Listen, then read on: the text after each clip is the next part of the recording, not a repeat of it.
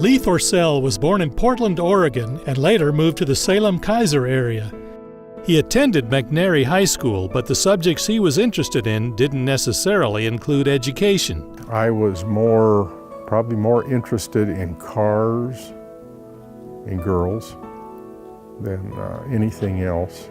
When he graduated from McNary High in 1967, the Army was waiting. I didn't have plans to go to college, and I said, what am I going to do? Well, Uncle Sam found me, and I enlisted in the Army Security Agency. They sent me to Fort Devens, Massachusetts for high-speed Morse code intercept. So I'm one of the few people left in the world that knows Morse code. Trained in intelligence with a top-secret clearance, Lee was barely 19 years old when he arrived in Phu Bai, Vietnam. A lot of the stuff that we copied went straight to the National Security Agency. We were kind of the military branch of the NSA. And we copied mostly the North Vietnamese military. That's what we were copying, intercepting that. We had guys that did radio direction finding. They could find the different units, so we always knew where they were, what they were doing. When his tour was up, Lee was sent to Okinawa, but a year later he volunteered to return to Vietnam for another tour. Another guy and we volunteered to go back, and I thought I could do more there than I was doing in Okinawa. We'd go out on fire bases for weeks at a time and listen for Morse code or voice traffic, either one. Most of the messages were in numbers. So we would copy that. We had cryptoanalysts who would be able to break that code, some of them anyway.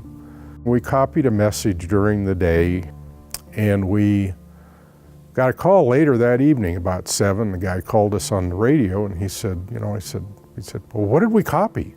And he said, well, you got one. He said, it's interesting. He said, they're planning a ground attack on hill number, and he gave us a number. I said, wow, where is that hill? He said, look down between your feet, you're standing on it. This time the intelligence that usually saved others saved Lee. By the time his enlistment was up, Lee was ready to get on with his life. Well, my wife and I got engaged in between Okinawa and Vietnam tour number 2. And then I got out in July of '71, and we got married. Lee also went back to school and earned a degree in X-ray technology.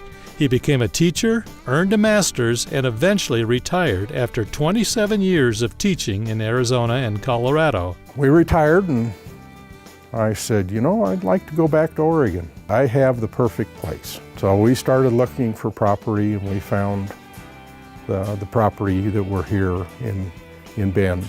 Lee and his wife built a beautiful home, and Lee has a place to indulge his lifelong interest in cars.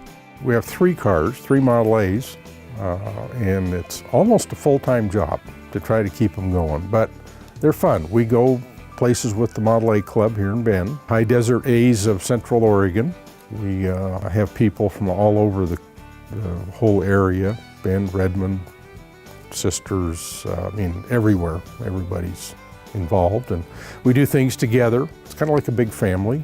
Lee is a member of the Redmond Band of Brothers, and together with his wife is very active with the Elks. We've been married 46, almost 47 years this August, so I guess she can put up with me. I'll leave it that. And so we say to Vietnam veteran Lee Thorsell, welcome home.